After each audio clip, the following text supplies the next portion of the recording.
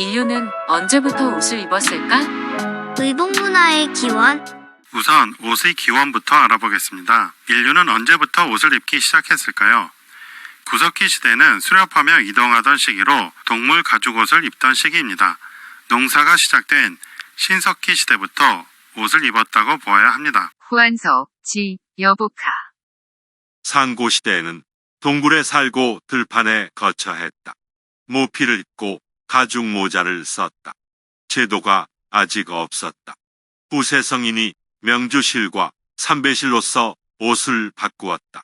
공의 날개와 깃을 보고 문양을 만들고 활짝 핀 꽃의 색으로 비단 염색을 본받아 오색이 시작되고 복식을 만들었다. 우리 기록인 신사기에도 역시 신석기 시대부터 옷을 만들어 입었다고 나옵니다. 비서갑 하백녀에게 명령하사 여인들의 일을 만들어서 길쌈을 맡으라 하시며 이르시기를 옷이란 추위와 더위를 막는 것이요 귀하고 천함을 표시하는 것이니 가위질하고 바느질하여 사람들에게 베풀어 줄지어다.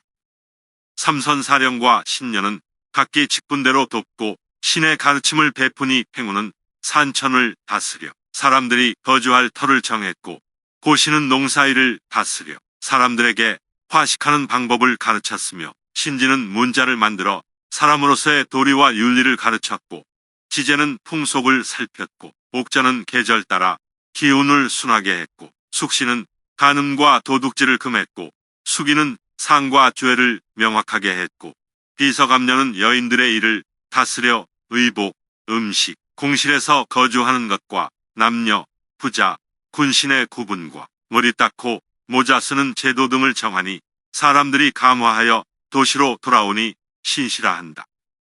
현 대종교보는 비서갑 신모라 나오는데 모는 자식이 모친에게 쓰는 용어이지 남편이 부인에게 쓰는 용어가 아니기에 신모라는 용어는 임의로 바꾼 것이 되며 원본은 신후가 맞습니다.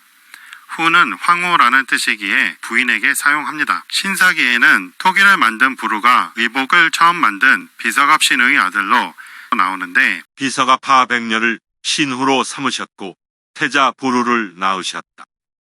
제왕운기에 단군이 비서갑 하백의 딸과 결혼해서 부루를 낳았다고 신시시대가 삭제되는 왜곡이 시작됩니다. 제왕운기 학권.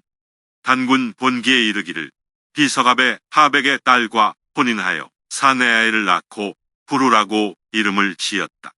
라고 되어 있으며 동명본기에 이르기를 부여왕 부루가 늙도록 아들이 없어. 고려 말의 단군세기도 제왕운기의 왜곡에 왜곡을 더해서 삼신일체설을 만들었고 이후 사대조를 이어받은 조선에서도 태조실록의 응제시에서 단군이 하늘에서 내려왔다고 신시시대를 삭제했고 단군의 부인이 비서갑 하백녀라는 기록이 조선 말을 지나 현재까지도 이어져 우리 조상들은 고조선 이후 옷을 해입고 토기도 처음 쓴 문명 후진국이 되었습니다. 우리 조상들은 잠신을 비서갑 신으로 인식하고 있었을까요? 고려사에 선잠을 설엉시로 기록하고 있습니다. 고려사 62, 지 16 선잠현이. 태사령은 선잠 설흥시의 신의판을 단 위쪽 북방에 남향으로 진설한다. 그런데 선잠 설흥시는 신석기 시대 비서갑 신후가 아닌 군자국 시대 헌원의 황후인 설흥시입니다. 영조실록의 기록에는 영조가 직접 선잠은 설흥시라고 말한 기록이 나옵니다. 영조실록 43년 1767년.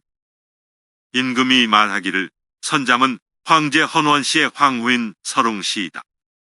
공교롭게도 신석기 시대의 비서갑 신후와 군자국 시대의 설흥시 모두 의복을 만들었고 비단을 만든 시조로 여겨져서 단군이 비서갑 하백녀에게 장가들었다는 착각을 하게 됩니다. 중국 기록에도 헌원의 황후인 설흥시가 비단을 처음 만들었다고 누조라고 합니다. 사기 오제본기.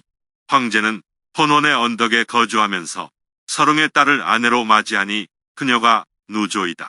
대대래기 오제덕의 공자는 황제가 입은 옷을 설명했는데 이는 비단으로 만든 관복입니다. 대대래기 오제덕. 공자왈 황제는 술을 놓은 옷을 입고 큰 허리띠를 둘렀으며 수놓은 하의를 입었다. 하지만 신화로 있는 중국의 문화에는 로사를 인용하며 복희가 노예를 쳤다고 하니 헌원 이전부터 비단 옷을 입은 것입니다. 신화로 읽는 중국의 문화 120쪽. 복희가 누에를 쳤다. 노사후기 오나주 인용 황도요람.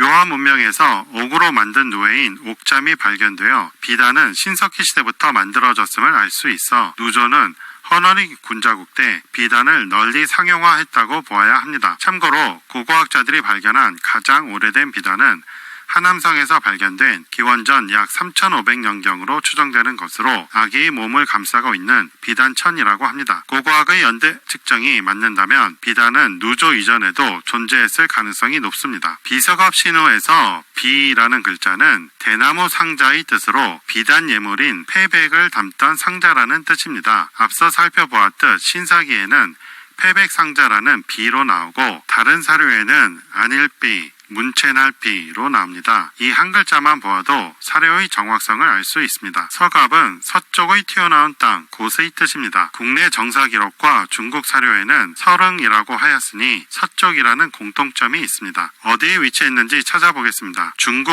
호북성 의창시 서릉구의 양자강에 방파제 같은 툭 튀어나온 지형이 있습니다. 곳 모양의 땅에 있으니 비서갑의 갑은 땅 모양에서 나온 지명으로 보입니다. 놀랍게도 이곳에는 누조묘가 있습니다. 중국 기록에는 서릉으로만 나오고 서갑이란 표현은 찾아볼 수 없음에도 곳 모양의 지형에 누조묘가 있음이 놀라울 따름입니다. 비서갑 신우는 신석기 시대인 BC 9600년 전 인물이고 누조는 BC 2637년 전 인물로 시기가 많이 차이남에도 둘 다 비단과 서갑이라는 지형과 연관됨이 흥미롭습니다. 서쪽의 갑이라면 반대 방향인 동쪽에 제가 계셨을 텐데 해내 10주기에 태제궁이 있는 동쪽 부산국에 대해 언급하고 있습니다. 해내 10주기.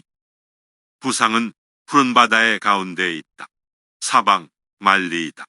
위에 태제궁이 있어 태진 동왕부가 다스리고 거처하는 곳이다. 땅에는 숲을 이루는 나무가 많고 잎은 모두 뽕나무와 같다.